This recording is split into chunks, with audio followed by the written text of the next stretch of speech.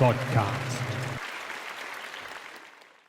Hello and welcome to PMC English. I'm Idris and with me is Ayushi, and today we'll be again in conversation with Mr. a very Vedavyas. more welcome to our show, sir. Thank you. Sir, today we have an interesting topic, but the topic will be decided by Ayushi. Ayushi. So today I've come up with a topic that generally people face is regrets. So starting with, what are regrets in general definition? Regret is something what we feel when we feel responsible for something that we don't like. And we feel that we are responsible, some way we allowed it to happen, or our decisions resulted in this. And then we hold on to that bad feeling. And that feels like regret. Okay, shall we regret or not? That's my question. Can you help it? If I did something, I regret for that, Mm. right? It didn't went the way I wanted it, so I regret. Hmm. So shall I regret or not? Can you help it?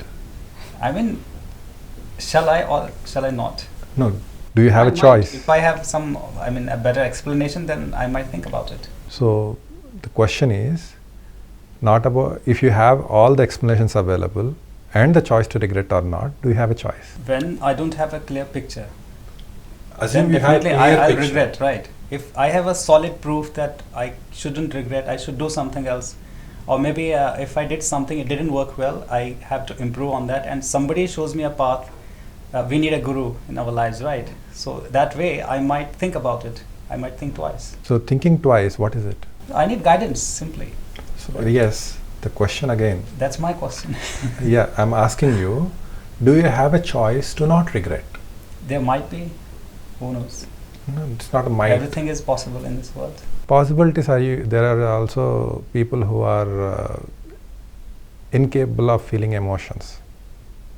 Okay? There is a term for them. But we are not discussing that outliers. Right. Right? They don't feel any regrets. They can't feel. It's hardwired into their brain. Well, it is, I understand, like different people have different perspective, different situations, Yes. but in general we're talking, of course we can't, put everybody in one frame, but Right. mostly, commonly what happens is, I wanted to do something, it didn't went well, then I start regretting, I feel sad about it. Exactly. And then my point is, shall I be sad or not sad on that particular situation, or how shall I deal with regrets, simply? So in other words, we can put it as how do we embrace regrets and move on? Yeah, Good. right. That's a better question, actually. So, we are in talking this topic because we are not able to help but feel regret. There is a regret, and there is a purpose for regret. If a person cannot feel regret, what are the implications? There is no scope for improvement. Exactly. The only way we can improve is when we can acknowledge that we have made mistakes, and that acknowledgement is not comfortable. If it is comfortable, okay, I made a mistake, so what? Will I improve? No. No. Oh, I made a mistake. And I wait and let the discomfort sink into me. Then what will happen?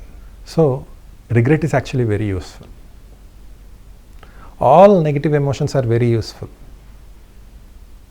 We call them negative because we don't have control. It's not because they are negative. Do you understand the point? All negative emotions are very useful in their limit. Like if you see in pharmacy, definition of poison is anything beyond prescribed dose is a poison, right? It has nothing to do with the chemical. It nothing has to do with the bottle written with poison in its name. That's a TV or cinema symbology. But even rice, if you overeat, it becomes poison to the body, Actually, water too. right? Yeah. Even water, if you consume it beyond certain point, If it floods, it kills people. Yeah. If it's in the if a person drowns in water, he is drinking water. No matter how good water, it will create problem. So anything in overdose is poison. Similarly, any emotion in overdose beyond a prescribed limit creates negative results. Does that apply to happiness too? Yes. In fact, more so for happiness. If a person is compulsively happy as a pattern, then usually it means they are hiding from sadness. There is a lot of sadness inside they want to avoid, so they are creating the other extreme to compensate. And natural happiness is different, and that's not that extreme. But a person compulsively feeling happy at the cost of awareness around them. These people are so happy that they cannot be compassionate to others. Whereas natural happiness can be toned down for compassion for others. So that's the difference. So anything beyond certain limit, whether you call it good feelings or bad feelings, the difference is that good feelings are something that create a pleasure sensation, bad feelings are something that create discomfort. But both are necessary for our survival or good living or growth. Similarly, regret is also good in small doses. It's necessary. Whereas beyond certain limit, if you hold on to regret and keep on increasing it, it will festers. It poisons, it turns into huge guilt, huge sadness, and then it damages. Basically, it drains us at certain level. Yes. How do we overcome that, or how do we face that? Regret, and usually it's accompanied by guilt, can be addressed if we examine the cause and find the lesson it is supposed to teach us. Regret means directly I have not learned something that I am supposed to know. So know it. If you have learned it, then what's happened? Will there be regret? No. There's no purpose for regret after that. Yes. There's no purpose for guilt after that.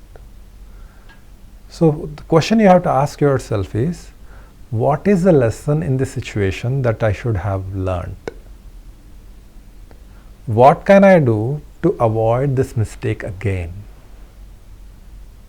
As long as we have not learned that lesson, regret is valid. But it is not the same lesson that we learn it, because the situation, it changes. Then we need to learn some other aspect of the life.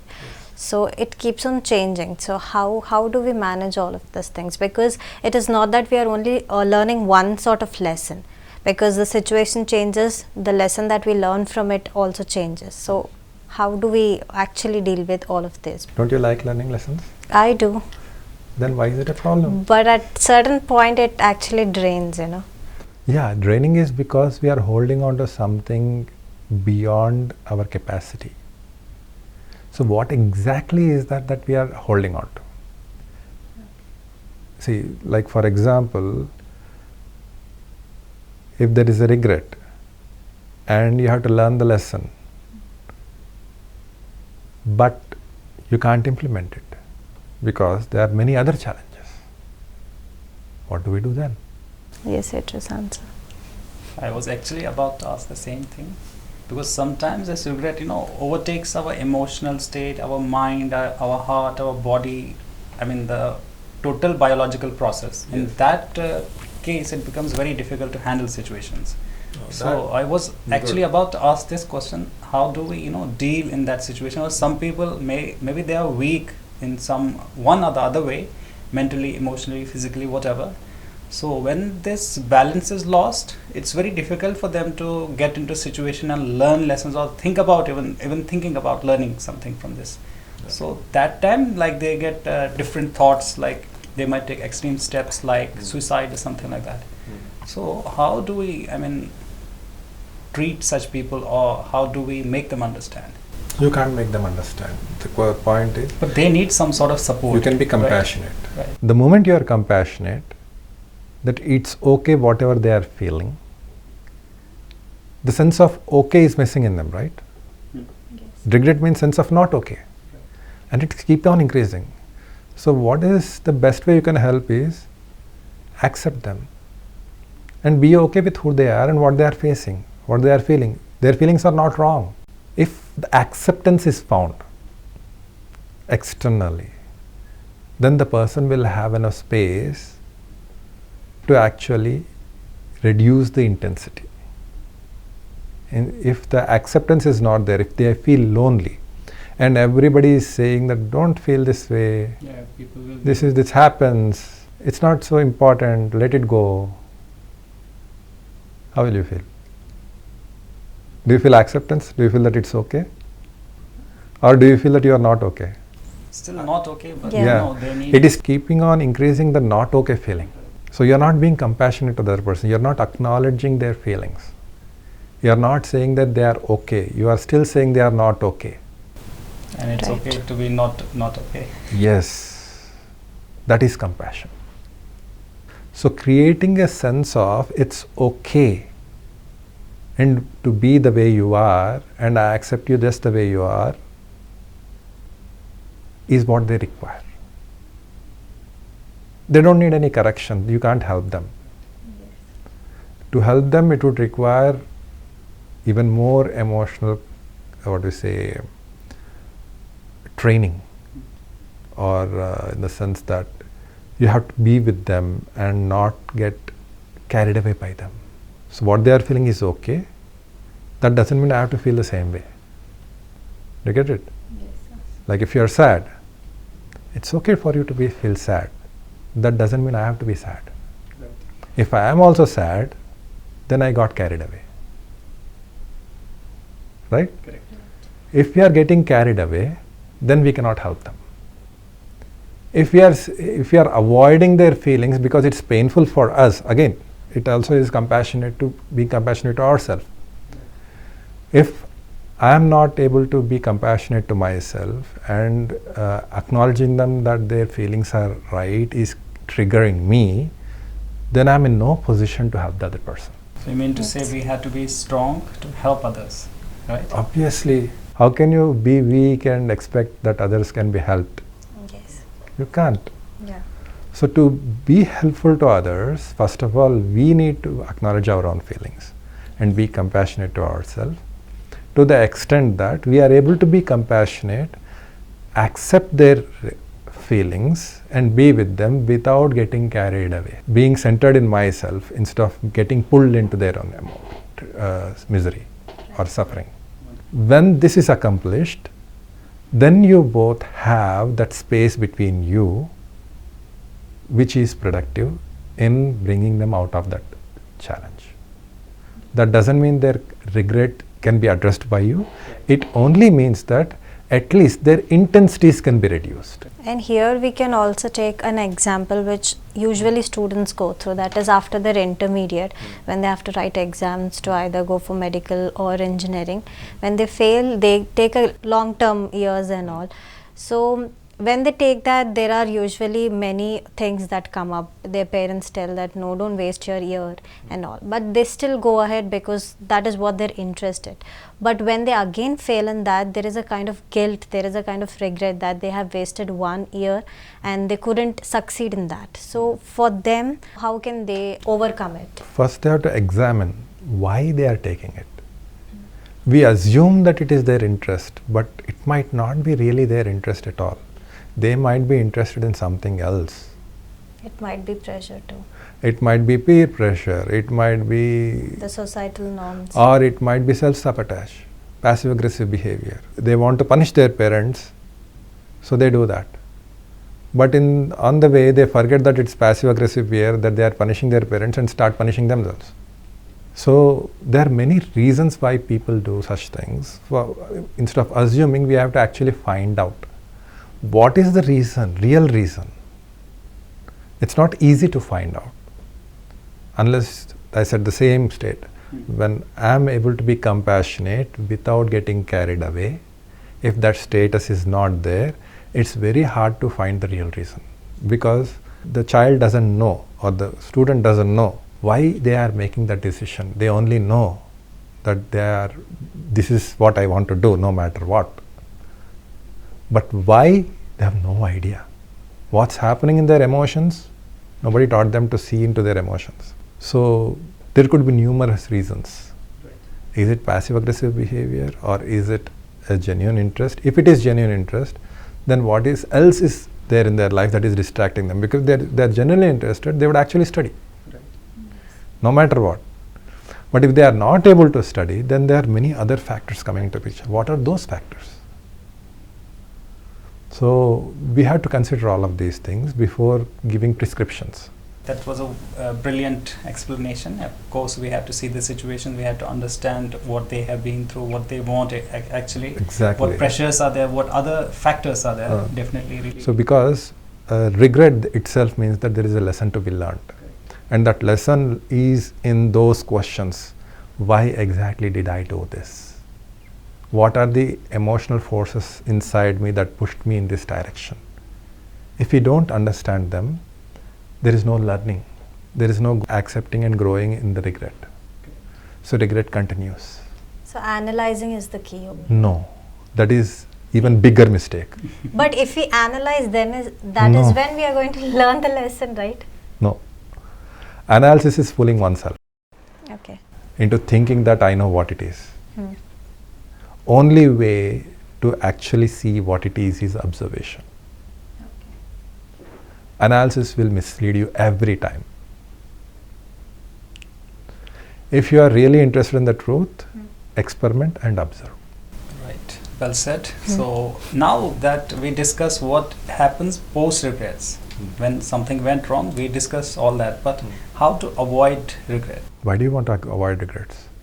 Of course, if it goes extreme, then situation will be dire, right? But in But a way, who it asked you to make it helps us. extreme? Who knows? Anything can See, the happen point anytime. is that only people who want to avoid regrets have more regrets in manifestation. Do you understand this? No, you need to explain. Okay. You want to avoid regrets. How strongly? Strongly, I can't say, but mostly I would prefer No, it's not to a be in a prefer- good state. the Yeah. Preference is not the question, but according. See, you can be in good state even with regret, if it is under control. Yeah, of course, that's what I said. Right? Sometimes it might go beyond control, right? So you have fear of regret going beyond control. How intense is that fear is a question. And I have the same thing too. How intense is that? Give the intensity number. On a scale of 1 to 10, how intense is your fear of regret? I would say 7. 7, I would say 10 on 10. 10 on 10. So as the intensity increases, everything we do, we plan so that we don't regret. Right? So every time we plan to avoid regret, we are feeding the energy into regret. So we are feeding energy into manifesting a regret.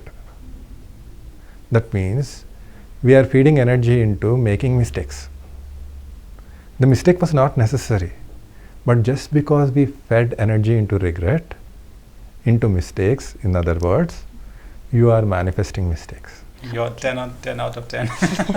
I'm just 7. Yeah. So fear is the best way to manifest things.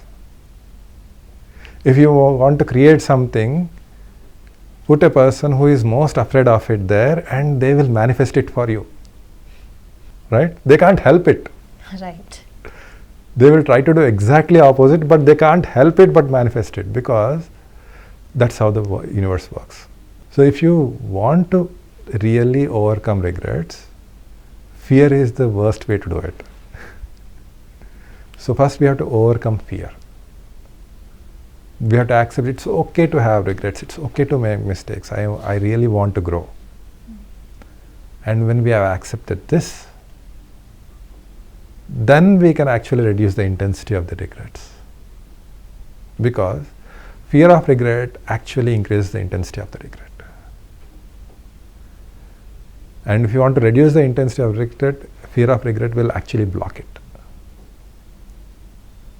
So once we are okay with having regrets, even high intensity regrets are okay, then suddenly there is a, how do you feel when I say this? Even high intensity regrets are okay. It feels okay. Feels okay, right? Suddenly the burden is reduced. Yeah. So the intensity keeps on reducing. It's very counterintuitive, but it works. So it's okay for me to feel this regret, and no matter how intensely I'll manage it, it's okay. I have faith in myself. What's happening now? A positive change. So that's how Feels you lighter. feels lighter. That means you are starting to reduce the energy of regret inside you. Once you are reducing it, then slowly you will come to a position where you will be able to actually observe instead of analyze. Okay? The reason you came up with analysis is because you are too afraid to observe. Many people do that. And then you'll come to a state where you'll really be able to observe, why did I make this mistake? Was it just because of fear? Was there any genuine reason? If it's only fear, the fear is gone, then that reason is gone. If there is any other reason, what do I need to learn? And then you need to accept, if you are not able to learn right now, then accept that it's okay to make this mistake because I'm yet to learn it. When I learn it, I'll be able to overcome it. Till then, if I have to do this, either I take help from someone else, or if there is no one else, I'll do a poor quality job. And it's okay. I'll make mistakes and learn. Ultimately, after 100 mistakes, I'll learn, right? Yes. Can I be patient with myself? Yes. So once I have accepted that it's okay to make this mistake because I don't know how to learn in a better way, there'll still be regret, maybe a little bit, but will it be so intense? Yes. It won't be. Right? Now that you spoke about this analyzing and observation, Right. how can you define it? I mean, somebody who knows nothing about it. How can we, differentiate analyzing and observation? Okay. It sounds like similar, but yeah, we need some sort simple. of breakdown. When you think about your sadness, what do you think? I normally, like, if something went wrong, so I'll think, why did it happen? So I'll try to, inquire. Yes. First question is this: why did it happen? Why is it happening to me? So the question why is analysis. Okay. Question why is analysis. Right. Now, I'll ask you another question. When you feel sadness, what do you observe? It's a very tricky question though, but I will see like what is happening, how it happened, like that. Yes. How? What? These are observations. How, what are observations? Right. Why is analysis. Okay, got it. Got the difference? Yes. Perfect. When you are seeking out answer of how also, if there is an element of why, you will go into analysis. But put aside why, I don't want to know why, how. I just want to know what happened. Can you give yourself that space? To know what happened first, before jumping into why. Because why is irrelevant. Right. Only relevance is what really happened. Then you observe. Do you have any message for viewers regarding this particular topic? Regrets are okay. Be compassionate with yourself. And it's okay to have regrets no matter how intense. It's okay to be afraid of regrets no matter how intense. So don't regret regrets because that's making it worse. Accept that it's okay and slowly you'll find a way out of it. Well, viewers, that was our today's podcast where we discussed regrets, and the very important thing is we need to observe, not analyze. So we need to find out how and what. That's the key to be a successful person in your life. Thank you so much for watching this program. I'm Idris signing off along with my colleague. Ayushi, and stay tuned to PMC English for more updates. And thank you so much for joining us, Mr. Vedyas.